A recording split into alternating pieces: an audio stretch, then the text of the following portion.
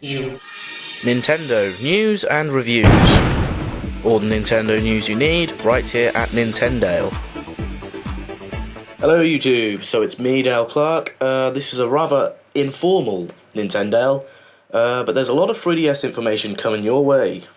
Now before we get started, I would like to wish you a very late Merry Christmas, Happy Hanukkah, or whatever you celebrate. Those are the only two I can think of. And also a Happy New Year. May 2011 be very awesome.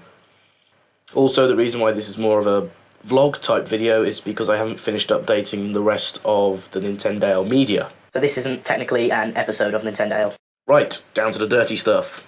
So some worker from a Chinese factory has smuggled a console off the assembly line, and naturally pictures have found their way onto the internet. Now this is the Cosmos Black version. It looks very nice. I love the texture, and the glossy finish is just to die for, really. Now, from the pictures, we can reinforce some of the rumours and ideas we have heard. For starters, the 3DS will feature a battery with a capacity of 1300 mAh. Now, this is actually pretty large when compared to the DSi, which had a capacity of 840 mAh. Also, upon turning the console on, there is no software, unfortunately, but you can see that the console has 96 megabytes of RAM. So, along with the minimum 2 gigabyte size of the cartridges, Nintendo really have no excuse for making shoddy games. Not that they ever do. We can now fully understand the placement of the sliders, etc. On the left-hand side, there is the volume slider and the SD card slot. And on the right hand side there is obviously the slider for the 3D function, and on the bottom half on the right hand side there is the wireless on off switch. Now one thing that has changed since Nintendo showed us the console in September at their press conference in Japan is that the buttons underneath the touchscreen now lie completely flush with the surface. Now this looks really nice. I really didn't like the way it was before, as when they had it extruded it looked really cheap and nasty. Oh, size! Okay, so the pictures also show how big the console is. I was rather surprised when I found out it was smaller than the DS Lite and the DSi.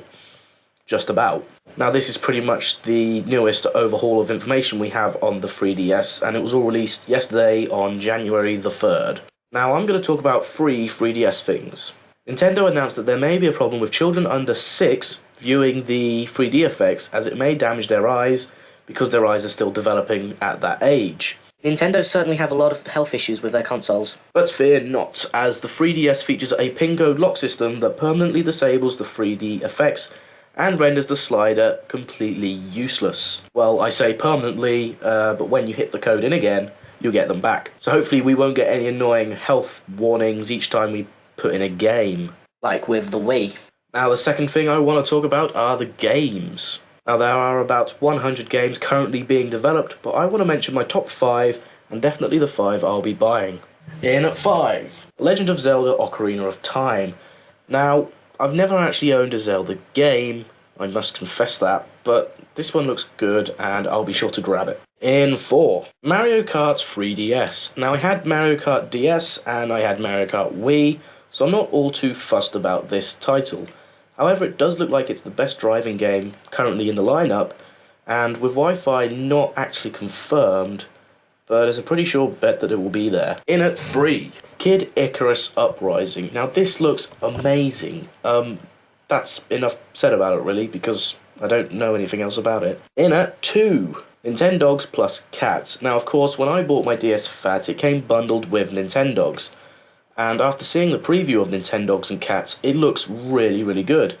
There's loads of additional detail, and new graphics are pretty good as well, especially when you go walkies. The addition of Cats is pretty neat as well. Number 1, Animal Crossing 3DS. Now the reason why this is at the top of my list is because I loved Wild World. City Folk was a bit of a disappointment because it was almost identical. Except they added a feature which means you have no grass. But the reason why this is at the top of my list is because AC 3DS is such a mystery right now. We've only had about 8 seconds of video preview, which we can't really gather too much information about. The graphics do look incredible. I'm not a big fan about the new proportions of the character. It doesn't seem very Animal Crossing-like. But then again, it's no big deal to me.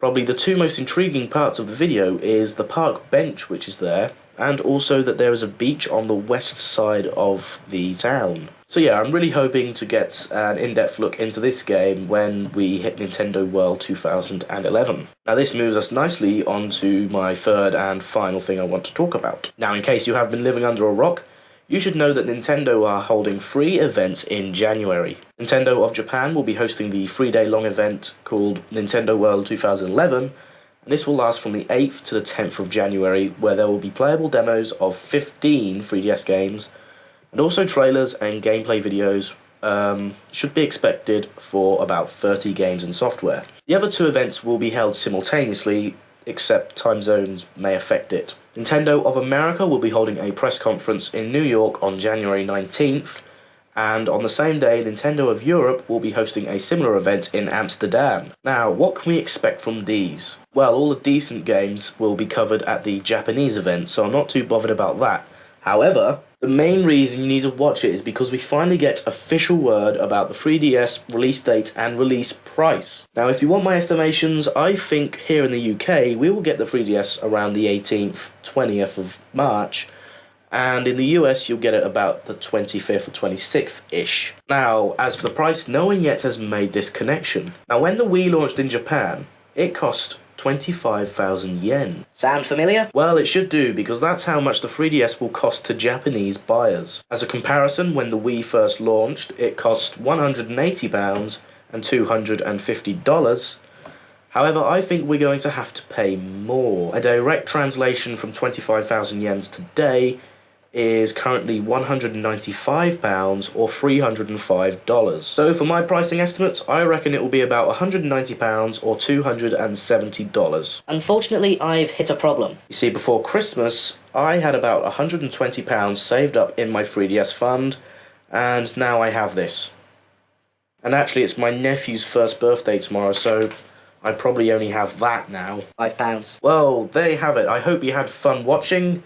I tried to be entertaining. I probably failed, but who cares? I'm entertaining myself. I've been Nintendo. Feel free to say what you would like in the comment section below. And don't forget to hit that subscribe button to see more from me. See you guys later, and take care. Which renders the hair, and it... I'll eventually get this one right. So, you know, nothing... The main reason you want to watch it is we finally get official word, ow,